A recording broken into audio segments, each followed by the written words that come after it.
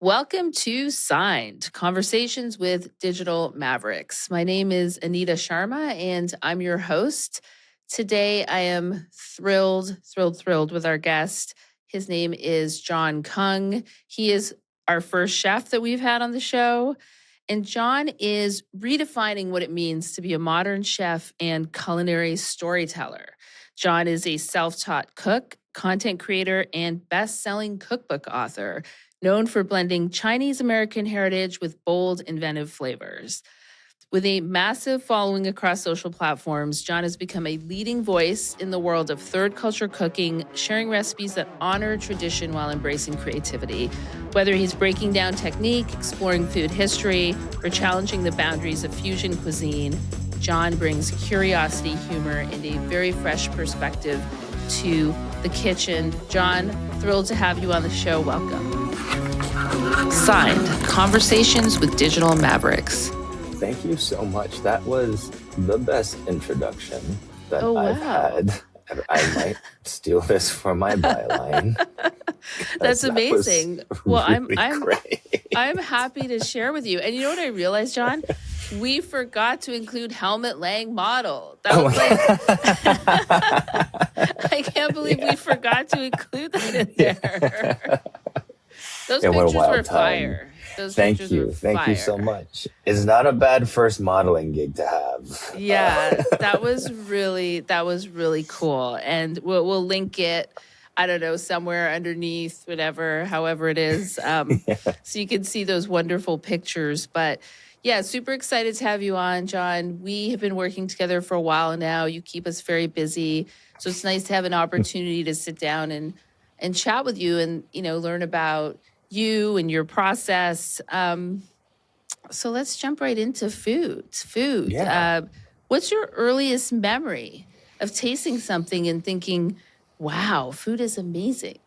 Oh, I know exactly the moment. So I was in Cape Town, South Africa, and that was actually, I was like 16 years old, and I was with my uncle, and we were out on like this, I think he called it like a rubber duck boat, and I don't know if that's an internationally recognized nautical term, but basically it was like one of those duckies. Yeah, it's like a tube raft.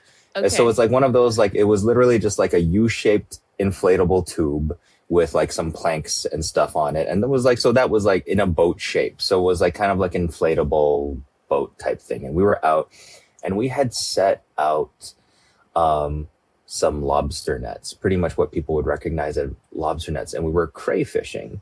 In South Africa, they call spiny lobsters crayfish, and spiny lobsters are pretty much just spiky lobsters with no claws. Right.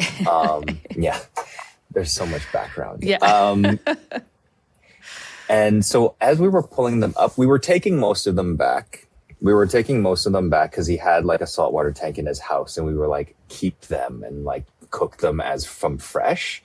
But the ones that, and we were naughty, the ones that were technically too small for us to take with us, we had soy sauce on the boat and wasabi on the boat, and we would crack them open and eat them straight out of the ocean. And the water was so cold, there was actually like an iceberg that had broken off from Antarctica, so that the water was like extra cold that day.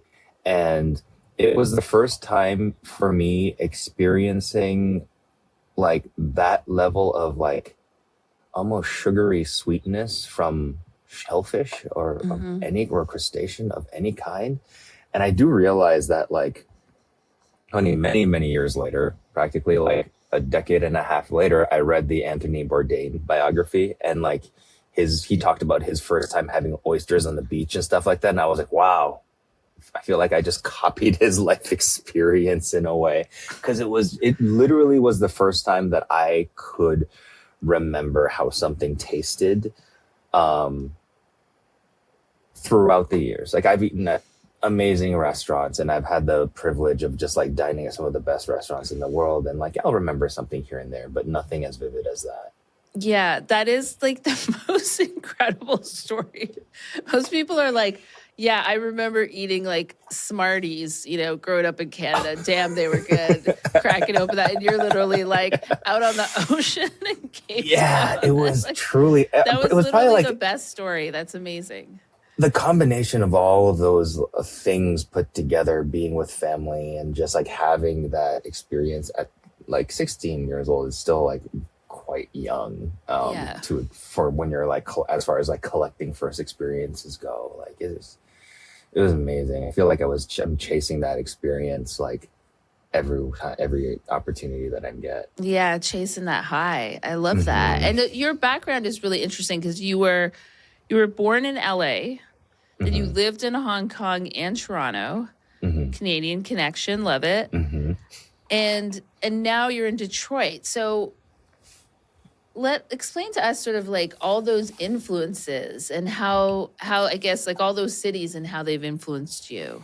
Yeah, so like having access to a city like Toronto or growing up like really young in a city like Toronto and Hong Kong really allowed me to solidify my own identity as like a Chinese person. Like I'm not, as they say, like a complete Hong Konger. I'm definitely a third culture kid, but I did have a good solid foundation on at least food wise, I will say, on what my sense of taste as a Cantonese person from Hong Kong would be.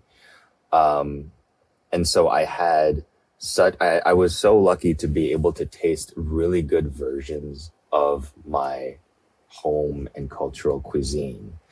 And with that, I kept that with me and I used those experiences to like rebuild off of my own taste and ability when I was teaching myself how to cook. So yeah, and like expanded culturally wise, I also feel like it gave me quite a bit of confidence as an Asian American. Like I never felt like I needed to ever apologize for myself, as like some people tend to do when they are like an ethnic minority in the United States. Like I never like I understood what it was to feel othered and be othered here, but my foundation, like the luck that I had to just at one point in time be the majority somewhere, I Mhm. was never shaken by other people's opinion of like whether or not I belonged anywhere. Yeah, that is so cool. Like that's such a cool sort of interpretation of that in the sense that you lived in these really international cities, so you were exposed to like this amazing food from very Hmm. early on. And so how about in your own home? What was that experience like? Like who inspired you to be interested in food and to learn about all of this? Normally I did. Well, I had your pretty. I never having eaten in anyone else's home. What my understanding of like, Right. Like a true Asian child. yeah, Like my you're parents were, right. my background's East Indian. My parents were like, no, no, we don't spend food. We don't spend money on food outside. We have food here. Right. And Yes. so like the things that I would eat would be things that I just assumed would be considered home cooking, but really it was just whatever we could. So one of my favorite, like I loved Chinese fried chicken wings as a kid, as any kid would Hmm. love, like just with the baking soda on top to make the skin really crispy. But we marinated our in like white pepper and fish sauce and soy sauce and a little bit of sugar and some chicken powder. And like I don't know if that's what other people experienced in their life as far as like how they eat their fried chicken at home. Another thing that we used to eat was like macaroni casserole made with cream of chicken soup with broccoli and like that Yeah. was I A think it was far like a cry from casserole. the Chinese food. Exactly, but at the same time like Hong Kong still has British influence and we have Right. something called macaroni soup um that was always served alongside with the other option of being like creamed corn soup. So like these things that I just, oh okay, these are just things that I ate at home. um I guess in a sense it was very adventurous. I also had exposure to Filipino food when I was younger, like adobo and turon, which is kind of like if lumpia was made with banana or banana fried spring rolls. Hmm. That was one of my favorite things treats to have as a kid. Uh, I think most importantly, what was instilled in me was an openness to try food. I don't have to like it, but I did have Right. to try it. Yeah. Yeah, I know. I have two kids, a 7-year-old and a 5-year-old. And my 7-year-old is amazing. She will try everything, very adventurous. And my 5-year-old will only eat things that are like, brown. So like brown or white, like no veggies, like chicken nuggets and pizza, and that's pretty much it. But that's great. And that's what we're trying to instill in them. Like just try it. You don't have to like Hmm. it, but just try it. So that's cool. You were exposed to so much at such a young age. That's great. And in college, you actually like you never went to chef school, to Hmm. cooking school. What do you culinary school is what I Yeah. should call it. You studied theater arts and creative writing. Then Hmm. you got a law degree. I always forget that.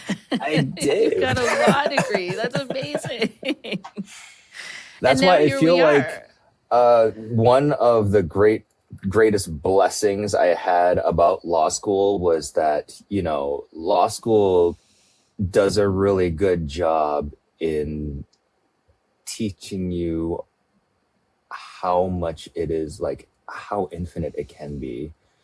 Um, the amount of stuff that you do not know. Hmm. And so once it came, the minute that I got like my first offer for a job as a content creator, I thought immediately, like, oh, I need to find an entertainment lawyer Yes, smart right move. away. Very smart thinking. That's great. I mean, listen, I tell people law school doesn't prepare you to actually practice law, but it does No. teach you how to consume a large amount of information and Yes. distill it. Yes, Like you still exactly. actually have to start working as a lawyer to learn the trade, but yeah, and critical thinking. So I know I'm sure that comes in handy for you today. So how did you did all of that, and which Mhm. is amazing, and then how did you find your way to the kitchen professionally? So I taught myself how to cook around the same time that I started in law school. It coming from a super creative undergraduate degree at the height of the recession, and certainly at in this case of Michigan, the double whammy Hmm. So recession. that was 2018, around there. 2000, I probably would say 2010, Okay, yeah, 2008, we're 9, going and back 10. actually. So that Yeah. recession. So like Yeah, which yeah, one? yeah, Yes. yeah. Teaching myself how to cook was the only creative outlet that I could rationalize having, because I was so intensely trying to survive law school that, like, I had put all my passions aside and just was like, I can just focus on this for 3 years. And as it turns out, I needed some kind of creative like release, and so I just started cooking and like cooking a little bit more seriously, and then being serious, and then just like being more serious about how to cook instead of just like what to cook. And so just alongside of me learning torts and civil Right. procedure and all of that, I was You also learned how teaching to like myself. flambe. Yep, Yes. exactly. Right. That part sounds much more interesting, by the way, than torts or like contracts. As it turned out, it was Yeah. for me. And so I think during my time as a 3L or a third year, Hmm. I was starting to do pop ups in the city as well. Like I had Wow. cooked for some people and they were like, you people in Detroit don't have food like this.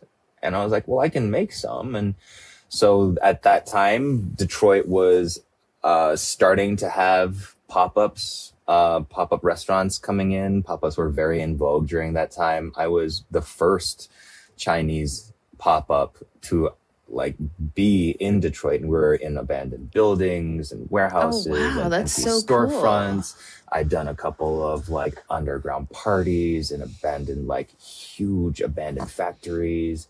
It was So you did that's like what rave slash like cooking Yes. pop Yeah. up? Yeah. Like fried chicken and satay at the rave. Yeah, we Nice. out there. And it was amazing. Like for a person in their like 20s experiencing a side of life like that they'd never even thought, and then mixing that with the gratification of service, that I just happened to fall in love with doing all that. I was hooked. I was addicted to making people feel good through my food and seeing their immediate reactions, and then experimenting and getting better at cooking. I did get my I did get my law degree, and Nice. I did We and have to keep the parents happy, right? So right, you did, exactly, yes. exactly. um and and then I was interning for the Wayne County Prosecutor's office at the time, and I got a call. I remember exactly where I was. I was in my car and I got a phone call, and it was my APA supervising APA assistant prosecuting Hmm. attorney offering me with a job. And faced with that choice right then and there, I very graciously and respectfully declined it. And I was like, I'm going to cook. And That's that's what I did. crazy. I mean, Yeah. those jobs, by the way, for people that don't know, are very sought after. Those are positions that people want. But I mean, you knew what you wanted to do. That's great. Yeah. Yeah. And so how do we get to social media from there? So I didn't even know this about you, by the Oh, way, John, with both the pop-ups and everything. But let's yeah. just take a step back for a second. Why Detroit? How did you end up in Detroit? Because I mean, it's such a cool city now. It's like, I Yeah. mean, I remember back in the day, I grew up in London, Ontario. And so we would go Okay. to Detroit sometimes, and it was like scary that I'm also coming from Mm-hmm. Canada. So anything at that time in the States was scary. Any big city was scary. And here I am in New York, so I overcame that fear. But yeah, Detroit was like a scary place, and so yeah, how did It you end up in was Detroit? okay. Because it's such And a big part of your content as well. yeah, and honestly, like, to say during that time that things didn't look bleak would be a complete lie. 2000 and 2005, 6, 7, 8, right up to, I mean, as recently as anybody can stand to say, Detroit's outlook was just not good looking from the outside in. As a as an artist and as a person like in their 20s, it was probably one of like the biggest points of creative growth that I had, because like, yes, it had its issues, and yes, you had to be smart about things. You'd understand that there were places that you could go, and understand that there were places that you shouldn't. But um the emptiness of the city was something that you could not imagine what it was. I was a bartender at the time. During this time that I was there, when I first moved down there, I was bartending, and we have a road called Woodward. I believed it was the first paved road in the United States. Oh wow! Um, and so it was the main artery to downtown. And it was like 4 o'clock in the morning. I was a little drunk. Came Oh my! home, took my dog out to go to the bathroom, and on this main avenue at 4 in the morning, it was so empty. And I was like, I just laid down in the middle of the road just to experience what it was. And just like the quietness of being in a city And that was like downtown. a And main road. yeah, Yeah. and there was nobody around. So yes, things were different there. And why I have always loved the city for all its faults, because I did see such potential through the people that I got to know, through cooking at underground raves. I was a party promoter for a little while. Um, I dabbled in event promotion, and it was such a close, especially the queer community over Hmm. there. It was such a close knit community in a city that seemed so big, um, that I felt like I could try anything and have the wiggle room and space to either succeed or fail and continue on. And that's what happened with my food. These pop-ups, like, I wasn't cooking gourmet meals right off the Hmm. bat. I was a home cook with space and a community that was both curious and patient and accepting and still very supportive of all the like mistakes that I could have made. Um, Wow, what and a because of great that, I was able to environment. keep going. Yeah. So I would say, like, creatively speaking, I owe everything that I have to Detroit because I feel like if I tried this in New York or Los Hmm. Angeles, no culinary background, no experience in food whatsoever outside of my own kitchen, I would have been eaten alive over there. But no, I was able to be fostered and supported um, by the people around me. And in turn, like, I wanted to do my best to serve the people and give experiences to the people who lived around me, things that they might not have had access to otherwise. Yeah, I mean, what a great environment for somebody like you to thrive in. And we don't even think about that kind of stuff. I mean, Detroit is such a hot spot now, right? I mean, a lot of Mhm. artists moved to Detroit. It was like affordable, but it sounds like you were part of that, renaissance, like that rejuvenation of the city. And like you said, I mean, I think it's interesting that you use the word empty because often in those empty spaces, like in real life and metaphorically, you can find the space, right? The Mhm. space to grow, to experiment, to learn things, to put yourself out there. And yeah, I mean, you didn't follow that traditional trajectory of a chef, right? Where you start as like lowest on the totem pole in the kitchen, you get your ass kicked, you get yelled at, No. you're living the bear. No, absolutely not. I did like eventually go into that, like through my pop-ups. I was luckily didn't have to start at the bottom at a lot of restaurants that I eventually started working at in the city. Like, I was already, I would go in already having a station of my own. And like, I did have the complete restaurant and chef experience. It was just with a different kind of beginning because I would cook for these chefs at their pop-ups and have pop-ups with them. And once they opened restaurants, I would work at the restaurants, and I got to shift from place to place and got to like learn about completely different styles of food that I was accustomed to. And it was great. It was a great culinary education that stemmed from the fact that we were like first and foremost in this city, and together just like trying to build things in the city. Yeah, no, I love that. That's an amazing story. And so how do you get to social media? I know it was probably well during the pandemic, right? I Mhm. feel like that's when you really hit your stride. So how did you get started? So right before the pandemic, I had this uh, secret kitchen that was also my apartment. It was a 16-seat private event space that I also lived in inside a farmer's market district Oh, in the city. nice. It's called Eastern Market, and it is the largest and oldest continuously running farmers market district in the country. And it's a beautiful place if you love food. That's I highly incredible. recommend a visit. Yeah, so much Um, history there. I love your oh, like yeah. history lessons too. It's so cool. Yeah. Well, you think of Detroit, you think of like cars and Motown, Oh, yeah. but But that's then very there's like a interesting. whole world that had to service all of that. So, Right. Exactly. um, yeah. And so I was running that operation right before the pandemic hit. And once the pandemic hit, I obviously shut down everything because I wasn't going to run what was essentially an illegal restaurant during the middle of the pandemic. Like, what if somebody got sick? I'd Right. feel terrible and also probably be arrested. So, Right. That was the um, lawyer in you, John. You were like, you're "Let me right. assess the let me Exactly. let me assess the Assess the risk here." risks. Yeah. Make some decisions here. Love it. Yeah, it's always there. Lawyer John is always there Right. on my shoulder instead of I an love angel. it. Um, and so I was actually already on TikTok at the time, and I was an early adopter of TikTok. In fact, even before the pandemic, I was like flipping through TikTok probably once every couple weeks or so, not really understanding this thing, but sensing that there was something special about it.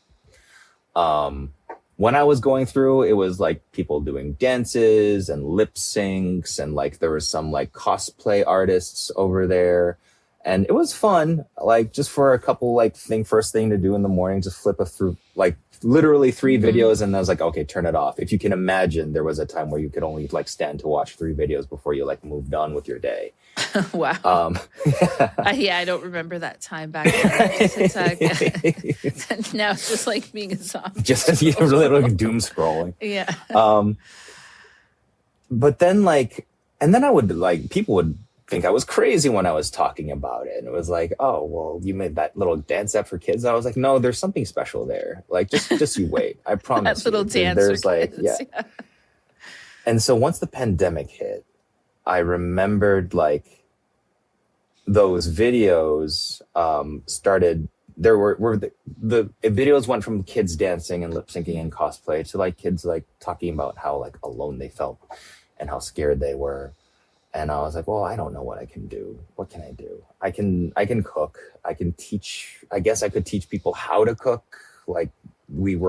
Things were rough with quarantine and not being able to go grocery shopping. I remember when we had to stand in line to go to the grocery store and keep our distance and stuff. It was hard to get food. So teaching emergency sustainable recipes that turn all the junk in your fridge into a frittata, or how to or bake bread. That was the big bake thing. Bread, everyone started to bake roast bread. a chicken, turn that to soup, and then do all that stuff. So my stuff started off as survival food.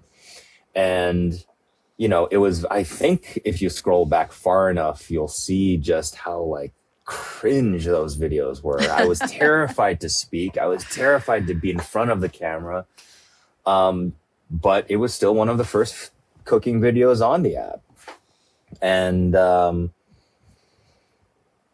as things got better, I started being well, we're still in lockdown. Things don't seem to be so bad. Let me just show off what I've been cooking in my studio space these past few years. Highfalutin, fancy, well-designed, well-plated, conceptual food. And then things really started to take off. And that's pretty much it. It happened over the course of the year. I remember between 2019 and end of 2019 and end of 2020 was when I hit 1 million followers, back when something like that meant something. Yeah. Oh no, believe me, it still does. Yeah. Do you remember what your first post was where you posted and you were like, yeah, I'm on to something here. There's some, and I don't even mean something that went viral, but something where you were like, okay, this is getting some traction. I don't think I ever had any kind of awareness. Right. You just you what enjoyed exactly what you I were doing was and doing. you were posting. Yeah, I was just enjoying it, literally doing it for the love of the game and literally doing it just to make people happy. It actually wasn't until I got my first brand deal quote from from a person that I'd even realized that this could have been a career. I thought I would go back to cooking after the world opened up and we'll just move on with our lives. I didn't know that I was going to change everything in my life forever. Mm-hmm. Yeah, and I mean it's so cool because it sounds like you went from it's the pandemic. I'm just going to show people how to use what's left in their fridge. I cook for the zombie apocalypse. And then things started to open up a little bit more, and you're like, I'm actually going to show these people some really cool dishes. Yeah. And so today, how do you decide on your content, what it's going to be? And we are definitely going to get to your dogs, John, because your dogs feature right very. There he is. But you have 2, right? I have 2. The other one's upstairs watching TV. Okay, cool. Yeah, the dogs. We can't leave the dogs out. But nowadays, how do you decide what you're gonna post and what you're gonna create? Because I mean, you have large followings on YouTube and Instagram as well, but TikTok is definitely, your sweet spot in terms of your following. So how do you decide what you're going to post? It's pretty much what the moment strikes me. Well, what the moment and inspiration strikes me at this point. I have moved away from showing off my culinary skills to take on probably a more teaching role in my content. I find it a lot more gratifying now than just making these grand dishes that no one can eat, to trying to like show people some cool stuff that they could possibly do at home and experience for themselves. Like the the fact that my most impactful contribution probably to the culinary world is like teaching or telling so many people about the different ways to enjoy a tomato sandwich is Yeah. I was going to bring up the yeah. tomatoes. Oh Can you yeah. grow your Yeah. own tomatoes? Oh, I do. I Yes. do now. I'm also very blessed to be 2 miles away from Eastern Market still. So like I Right. had access to like some of the best tomatoes that you can have. And just like I incorporate a lot of just like culinary concepts into the simple tomato sandwich that people might not realize that I'm doing. But like when it comes to like enjoying the basics, it's just tomatoes, bread. Usually like I prefer a sourdough, but like a white sandwich bread is also very great. Mayo, salt, and pepper. But in that, to be able to enjoy that, you have to understand what seasonality is, because nobody's doing that with bad tomatoes. You have to have an appreciation of what good produce is. And Yes. then by incorporating other things, different kinds of bread, you're like introducing them to like artisanal elements of what bread can be. And then adding just like little twists and turns, but still keeping the essence of the tomato sandwich, teaching people how simple it is to be creative with like your food. So that was why I wanted to do that. And I found it was so neat to see that people will actually try what you're doing and then share what you're doing and then like make their own content with it, or like just like tag me on their Instagram things like, oh, it's tomato sandwich season. Thanks, Jon Kung. Like Yeah. that's so much more than like than someone saying, oh my God, that looks so cool. I wish I could eat that. And I was like, well, that's not going to happen because this took me 3 hours. So Yeah. Yes. tomato sandwich. Yeah, no. And for somebody like me, like I famously do not cook. My husband is the chef of the family. He loves it. He loves to cook. He has all the cookbooks. I buy him all the gadgets. And I was very proud of myself when I bought him a sous vide, which of course I'd never actually heard of before, but saw in one of my clients' Amazing videos. piece of machinery. Yes, amazing. I'm a vegetarian, so I don't get that much use out of it. But it's Yeah. cool to do carrots in it, though. The carrots are Yes, really sous vide delicious. carrots are Yes, fantastic. sous vide But carrots. in New York, is it the Logan Square Farmers Market or Union the Square. Union Square Union Farmers Square, yeah. Market? Oh, yeah, there's That is a definitely very respectable farmers market. There were some Yes. tomatoes in there that I had never seen before Right. and blew my mind. But I'll So tell you that, and this, the great thing about New York, I can just walk down the street and get something incredible. Like at any given that's true. any That's given true. time of day. I'm like, why do I want to cook when I could go get the best tomato sandwich I've ever tasted at the deli on the corner?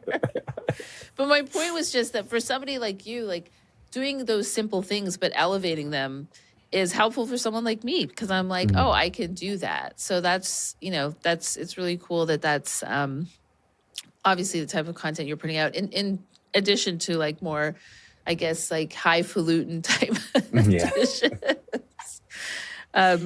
So it's interesting because we were looking at your YouTube and you have like you have successful videos that are 3 minutes, that are 40, some that are 43 minutes. Like again, just to get back to the content and that process of creating, do you prefer short form? Or are you more open to long form? Because now I feel like long form is coming back. And how do you feel about that? I certainly hope that long form is coming back. Yeah, I think so. I think YouTube's pushing it now.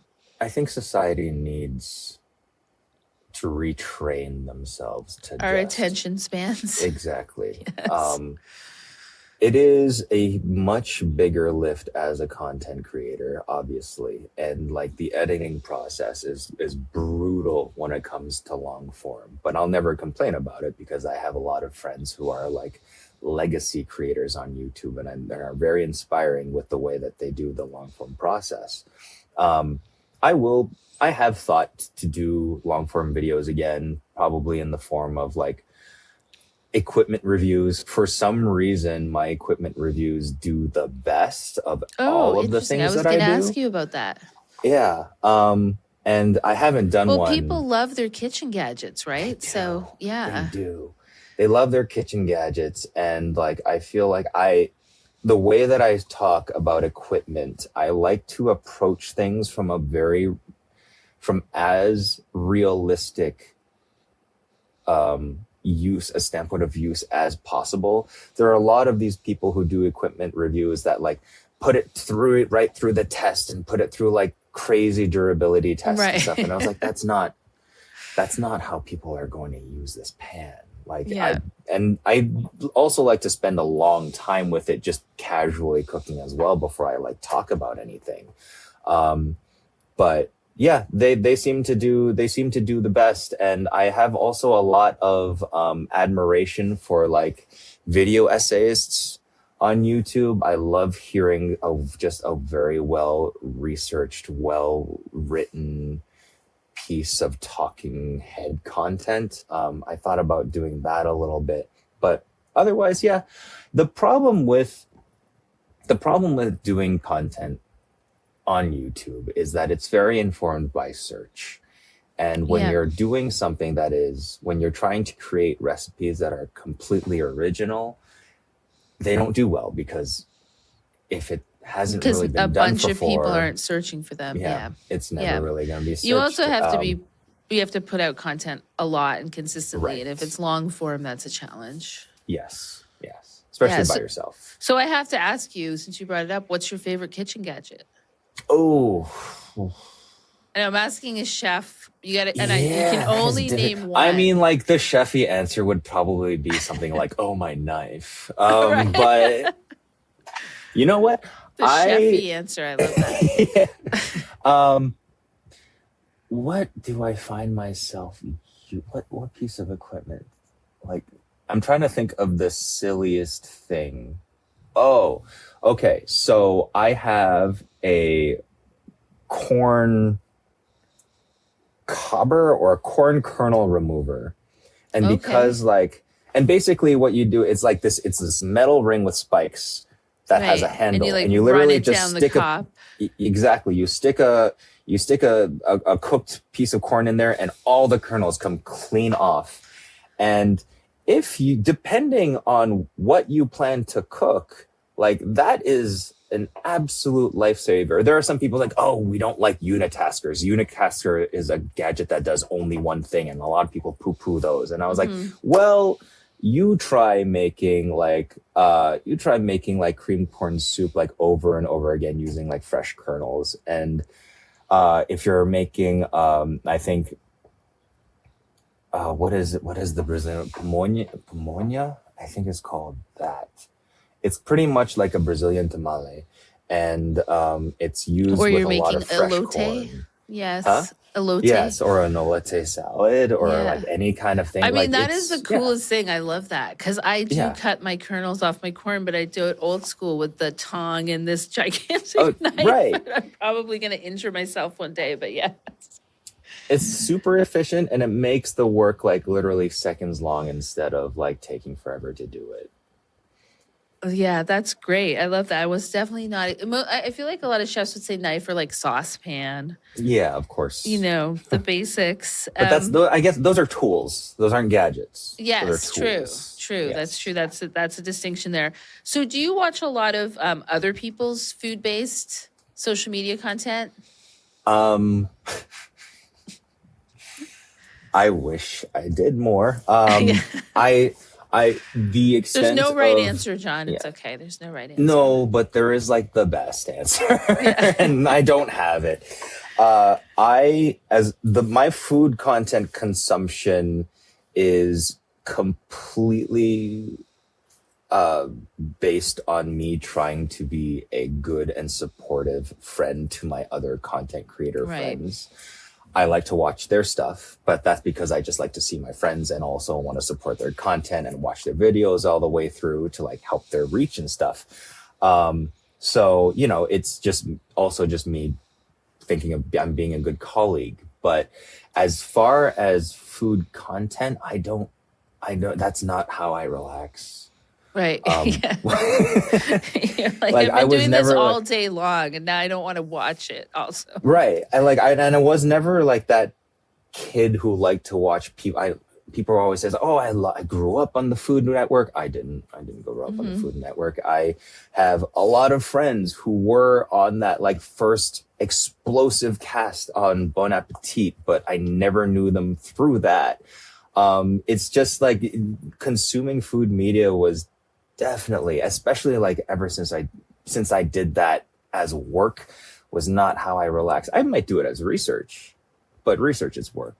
And Right. that's like, yeah. True. And so do you have favorite chefs? Like they don't even have to be, social media chefs, but favorite chefs in general.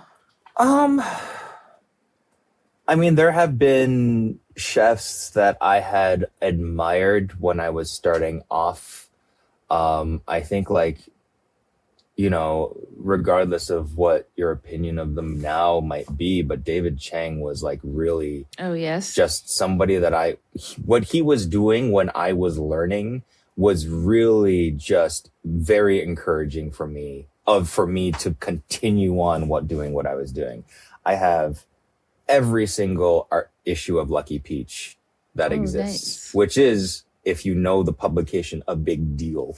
And so, yeah, there was that. Of course, like the greats, pretty much everyone on the first season of Chef's Table, I was probably completely obsessed with.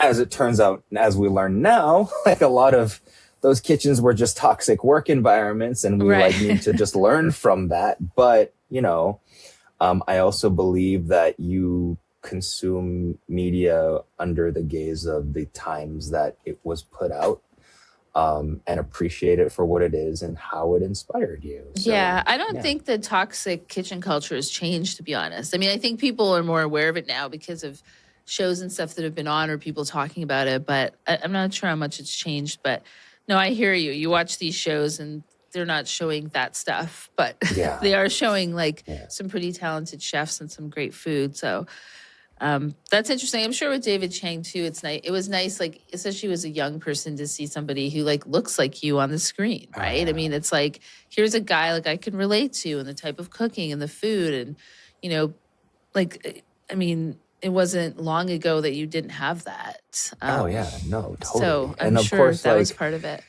and Anthony Bourdain was extremely inspiring as well, not just more so as a journalist and an appreciator of food, and a lot of his stuff that he had done with, what was his show on CNN called? Not No Oh my Reservations. Well, No God. Reservations was one. Yeah. But Well, yeah, he was, I mean, but he was also just such a likable, authentic guy. Like he he was. was, yeah, no, for sure. I He wasn't was. even that interested in cooking shows, but I would watch him. He Um, really also kind of showed like, I don't know, he was, in many ways, he was that rock star that all of us he was a wanted total to rock be. star. But he also did not come off as toxic at all. I mean, I guess to anyone but himself at the end, but like his example of what it was to be a man was one that was quiet, considerate of people who were outside the realm of your own culture, and like what it was to be a real appreciator of different people around you. Like there were not many like men who had the gravitas and confidence and still had the openness that he did. And I think that's what really resonated with me with him.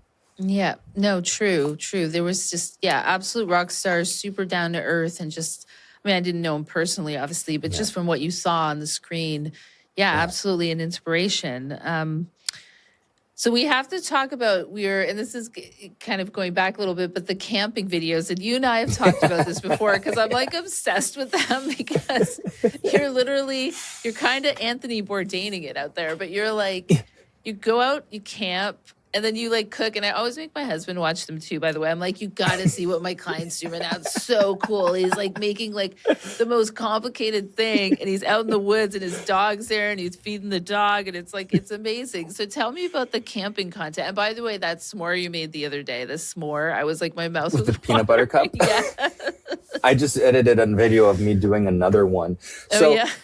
the s'more content follows the line of thinking of like the tomato sandwich content, where it's like just trying different things with something that people can really do. And like I purposefully, there are, so the s'mores that I do in the video, like I know they're not the perfect s'more. Like I know there are millions of things that I could do to make it better, but I'm also trying to do it as if like I was a kid again with just different chocolate bars. Like that is how you like do it when you're that young. It's like, let me just Right. try the exact same thing in the easiest way, because like there are so many people that had comments like, well, why didn't you just like, toast the graham cracker a little more on that cast iron pan? I was like, I know I could Really? do that. I know I could do that.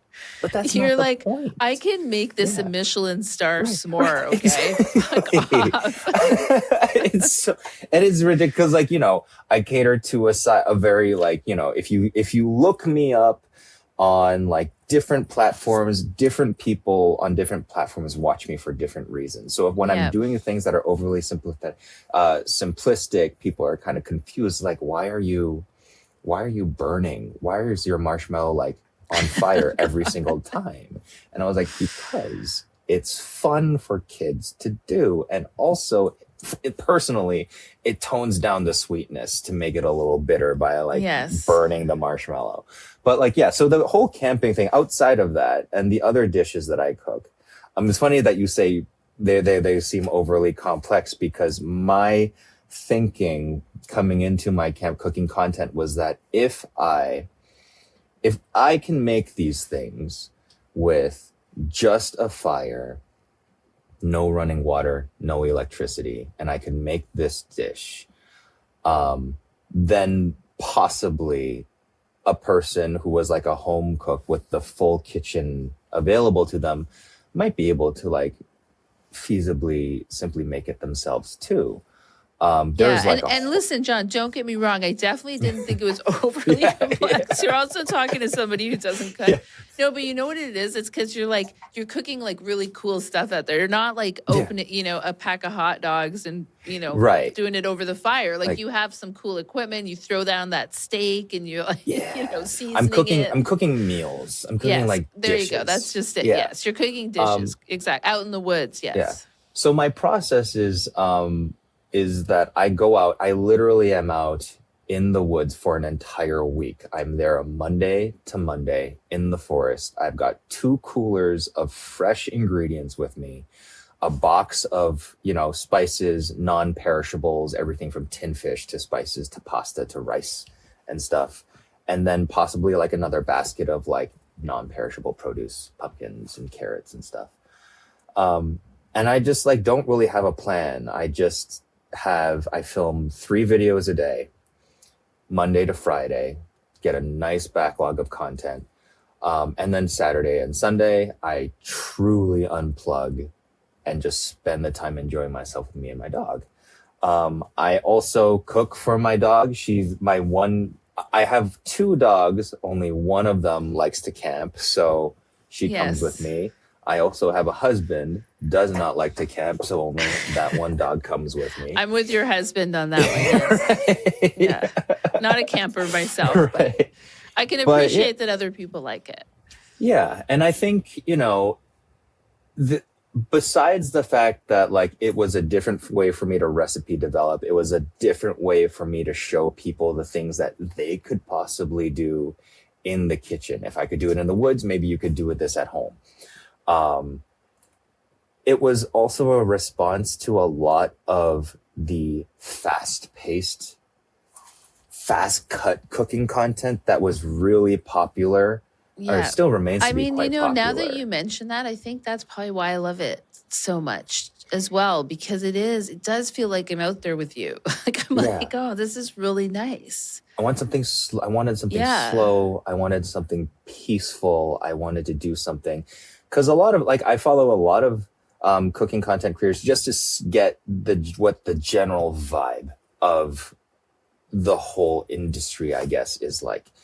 And so it started food content to me seemed like it was almost getting violent in a way with just how forceful everything was, with how Yeah. like It's all almost the like ASMR, like the chop and the yeah, shut and it and the wasn't even open. relaxing Right. ASMR either. So like I was like, well, what is the opposite of this within the ability of like within the realm of my ability? What is the opposite of this? And so like I decided to do the cooking content and it didn't do well. And it is like still like probably my lowest performing branch of content, but I do it because I love it and I do it Yeah, because the that people really who see it surprises really me. like it. Yeah. The algorithm is not friendly to people who venture out of like what they're used to. Right. I don't think those videos are any worse in quality than the things in my kitchen, but the platforms love it when I'm in my kitchen. So Hmm. yeah, it's frustrating, but I do believe in it. So I keep it going. And Yeah, it's, please do keep it going yeah. because I love it and I'm very upset to hear that because people need to be watching Jon Kung's out in the forest camping I will cooking say though, content. people do love to see my dog. Boba is the one that I take camping with me, Boba. and they love to see how much she only looks miserable. She looks miserable in the edit that I give her. So she loves being out there, but she's also like a pit bull, and pit bulls love to be snugly warm and cozy. And she's so expressive that it's very easy to make her a character out there. So, and I think I decided to do one video where I focused mostly on her, and that one did really Yeah, well. well, yeah, the animal content, but also Yeah, like you have she's two a dogs, star. right? Boba, are I they do. both pit bulls? Yes, they are both pit bulls, Boba and Mochi. Yeah. Boba and Mochi, so cute. Yeah. And yeah, I mean, but you can also really feel the love you have for them and vice versa. It's very cute. Like the dog content mixed in there is. So Ah. when are Boba and Mochi getting their own channels? Oh, Is that in the they future? people ask that all the Yes. time. And I said I can't because if I give them their own channels, I have nothing to post in my own stories. Yes. You're like, there's only one star in Yeah, this yeah, household, exactly. Well, doggies. it's them, but like I am definitely riding on their coattails when it comes to keeping people watching my Instagram stories. So Yes. So just to pivot away for a second, we're almost through. We've got just a few more questions left, but to pivot away from the food and the doggy content, even though it's so interesting, but you have a very strong bond with the drag community. mhm, And the drag star Ms. Cracker pops up in your feed, and you had you were doing a podcast, and your co-host was Kimchi. mhm. And so tell us a little bit about that and how that figures into your brand and your content. So I have always like even when I was younger, I had always had um, well, gay bars and gay clubs were always like communities that I was part of, whether or not I worked there or even like performed myself in them, not in drag, but in other capacities. But because that was such an integral part of my life growing up as a young adult and as a queer person, before drag had exploded, I had already been a really great appreciator of the art form. I've been like backup dancers to drag queens in Detroit, and it was I think because of that a lot of the queens that I had met initially like understood me as a person that didn't just like wanted to meet someone on TV. Now there are plenty of people that are very savvy to the art form and appreciate the arts, but back then there weren't as much. We're talking about like people who were logo queens as it were then when there were drag queens on the Logo Network. Um, Right. Oh and God, the so logo yeah, network. yeah, That takes me back. yeah. Yes. So Wow. yeah, and I Yeah. think because of that, I've had always maintained connections, and like if you're friends with one, others have heard of you. I get to meet them. Like I still Yeah, it's a do. tight community. Even It's in a New tight York, it was. community. Yeah. Yeah, and doing queer events, like I met Miss Cracker at the Big Queer Food Festival in Boston, and we had just like kept tabs ever since. Like we had friends in common, and we became friends ourselves. Like it's just, and I'm always so happy to be connected to like an art form that I appreciate so much. And it's really just an honor to be part of it in any way that I can, even if it's just like being a friend on their side of the Zoom call. Yeah, I think that's my connection to it. Yeah, I actually, when I first moved to New York, I was lucky enough to meet this amazing guy who's a friend to this day. And he had a drag persona called Vindaloo. And we would I go to New love York and head to toe. He's an Indian guy, absolutely gorgeous, head to toe, sari, makeup. And we would get into all the clubs, man. It was so much fun. I did it. You and I will talk off camera, Vindaloo is John. such a good drag Yes, I name. figured I you would love appreciate it. that. Yes, Vindaloo. And we did Twilo, Limelight, like the Roxy, the Beige Party. Like we were, yeah, I was deep in it, John, with and thanks to Vindaloo, the crowds would part when we walked up and would get Yeah. into like every club. It was amazing. She was And even absolutely the gorgeous.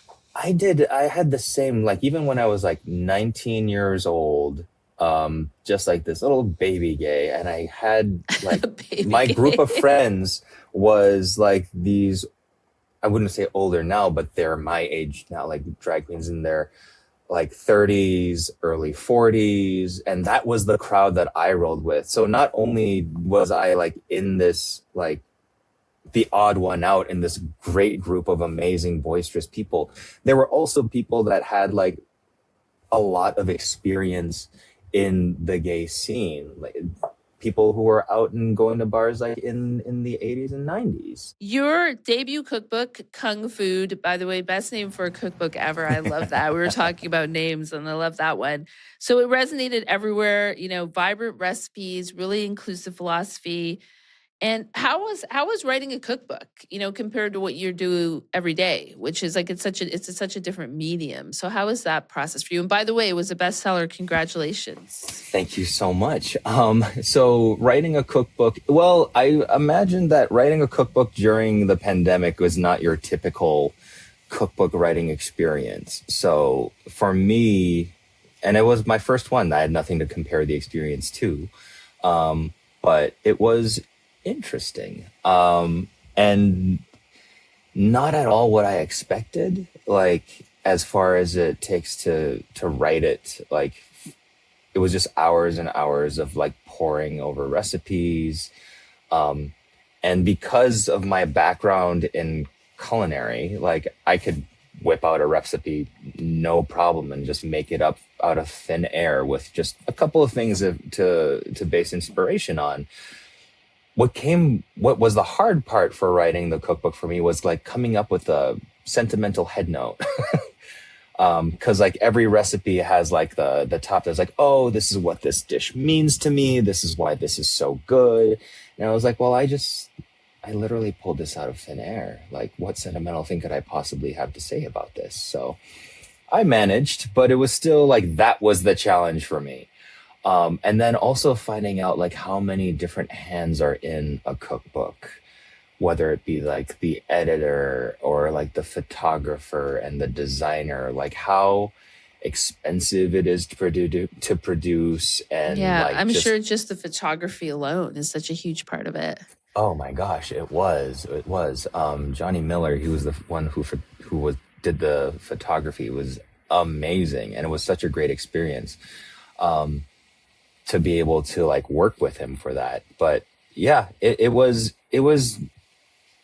very educational. It was, I can't say that it was like enjoyable all the way through because it was just so much work, and it was like I'd never been paid for a word in my life. Yeah. Unless you included like, summary reports and legal briefs and stuff. But I was still an intern back then. Technically, I wasn't paid for those words.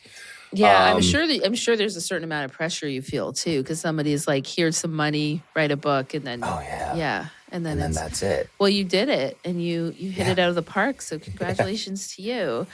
Thank And you. so we're gonna move into the lightning round. Thank you so much for all your time, John. This is a fun part of the interview. Actually, I like to tell people this is a serious part and kind of freak them out, but I've already said it. So here we are. We have one, two, three, we have five questions. Five questions Okay. for you. What is your death row last meal? We start with the morbid one, but here we are. Yeah. Originally, it was like, what's your desert island meal? And I'm like, that's not interesting. What's your death row meal? One meal, Okay. what is it? So the last meal that I eat before I die would consist of so many foods that I love so much that it would probably be the thing that ended up killing me. So I have to have fried chicken. I have to have Detroit style pizza. I have to have like a lot of sushi, like different kinds of nigiri sushi, probably like a toro, like a lot of ikura ones. I need to have like Chinese dumplings and soup and dan dan noodles.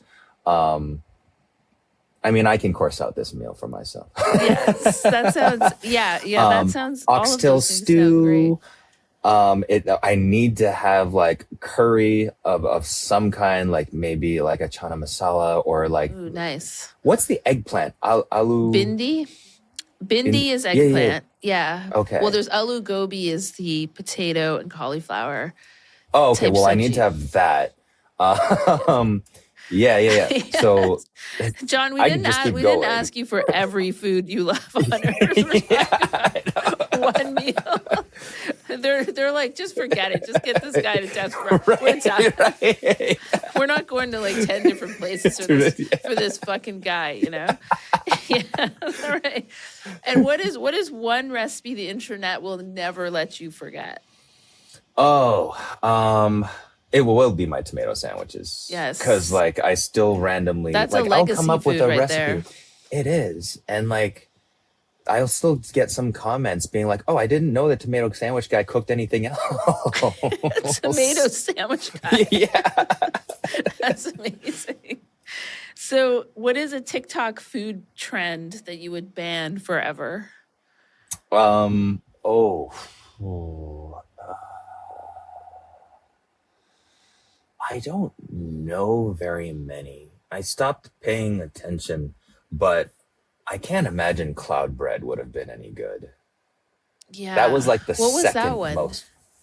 It was like an egg white baked. It was like basically like a savory meringue, but underbaked to look like bread.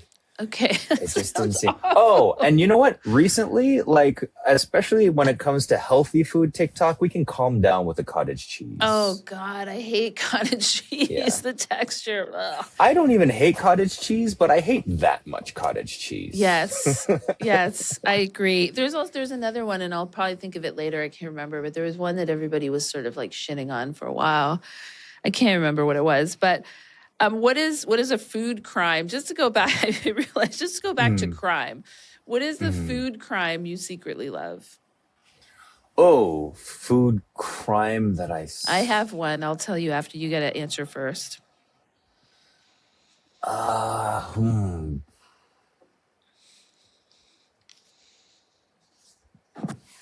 See, the thing is, I don't think I have shame, so I don't have. When it comes to food, I that's don't really fair. have shame, so I don't really.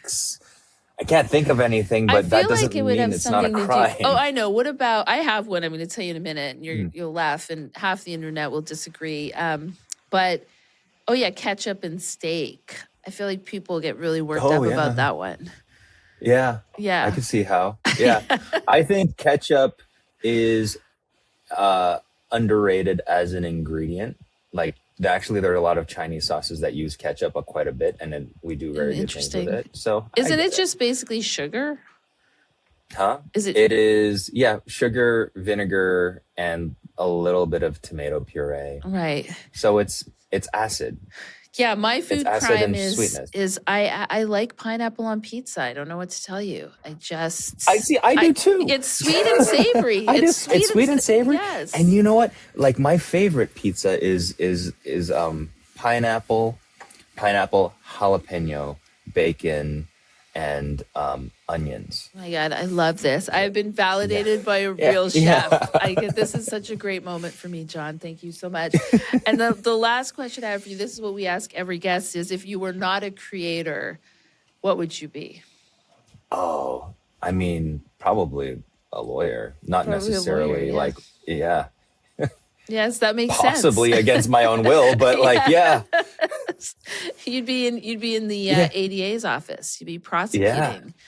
Very Yeah. cool. Well, thank you so much, John. I've really appreciated this. We took up more of your time than I said we were going to, but thank you so much. It's so Oh entertaining. no, And it's my pleasure. yes, and we'll be on the lookout for all of your content, camping and otherwise.